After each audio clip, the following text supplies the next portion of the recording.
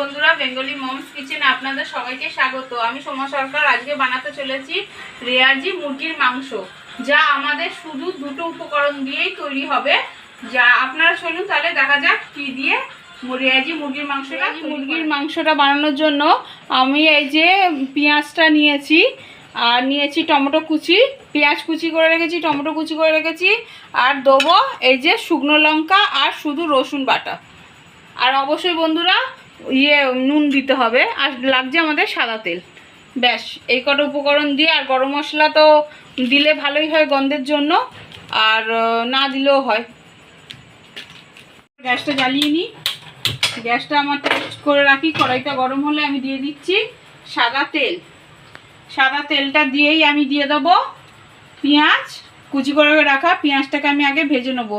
এইটা বন্ধুরা, এটা না এক ধরনের মানে যে রাজারা ছিল, যে খিলজি আমলের যে রাজারা ছিল, তো ওনাদের এই একটা রেসিপি, আমি এই রেসিপিটা টিভি থেকে দেখেছি, একটা মুভি থেকে। তো আমি সেখান দিয়ে ওইটা বানিয়ে খেয়েছি, তো খুব ভালো লেগেছে। তো এটা আপনাদের সাথে শেয়ার করছি। দেখুন আমার কড়াইটা গরম হয়ে গেছে, তো আমি সাথে দিয়ে দিলাম এই পেঁয়াজ কুচি। পেঁয়াজটা লাল লাল করে ভেজে নেব। দেখুন আমাদের পেঁয়াজটা ভাজা ভাজা হয়ে এসছে। এবার এর মধ্যে আমরা দিয়ে দেবো এই যে টমেটো কুচি। টমেটোর পরিমাণটা আমি একটু বেশিই দিয়েছি, যেহেতু একটু গ্রেভি হবে। এবার টমেটোটাও আমরা একটু ভাজা ভাজা করে নেব। এই যে টমেটোটাও আমার অনেকটা ভাজা ভাজা হয়ে এসছে। এবার আমি এর মধ্যে দিয়ে দেবো এই যে শুকনো লঙ্কা রসুনটা যে আমি বেটে রেখেছিলাম সেই পেস্টটা, আর সাথে দিয়ে দেবো এই নুনটা, এই হলুদ, সরি নুন বললাম বন্ধুরা, ভুল করে হলুদটা দিলাম।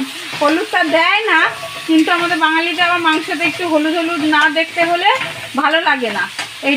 এইটা আপনারা যদি এক ধরনের বিরিয়ানি মশলা পায়, আমি তো গরম মশলাটা ব্যবহার করছি, এমনি বিরিয়ানি মশলা পাওয়া যায়, এইটা দিলে তাহলে আর হলুদটা দিতে লাগবে না। আমি ওই বিরিয়ানি মশলাটা দিচ্ছি না বলে হলুদটা ব্যবহার করলাম, নাহলে মাংসটা সাদা সাদা হবে, ভালো লাগবে না দেখতে, ওই জন্য আমাদের ভালো লাগে না, যাই হলুদ দিয়েছি।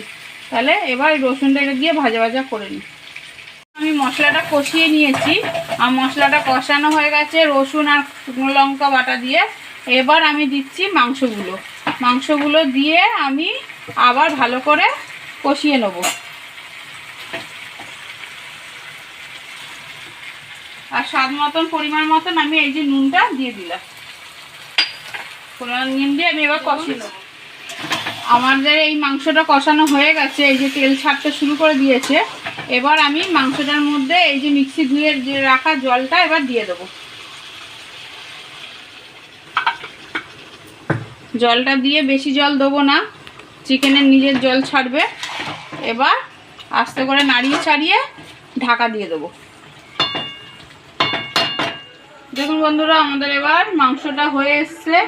এই যে মাংসটা আমাদের সিদ্ধ হয়ে গেছে, তৈরি হয়ে গেছে।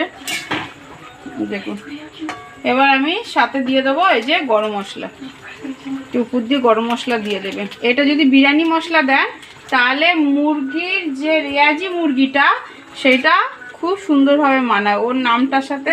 কিন্তু আমার বিরিয়ানি মশলাটা পাইনি বলে আজকে আমাকে এমনি করে গরম মশলা দিয়ে করেছি। তাহলে বন্ধুরা দেখুন খুব সুন্দরভাবে হয়ে গেছে। এবার আমি নামিয়ে নেব। তার আগে যদি আপনাদের এই রেসিপিটা ভালো লেগে থাকে তাহলে লাইক কমেন্ট শেয়ার নিশ্চয়ই করে দেবেন, সাবস্ক্রাইব অবশ্যই করবেন। ধন্যবাদ।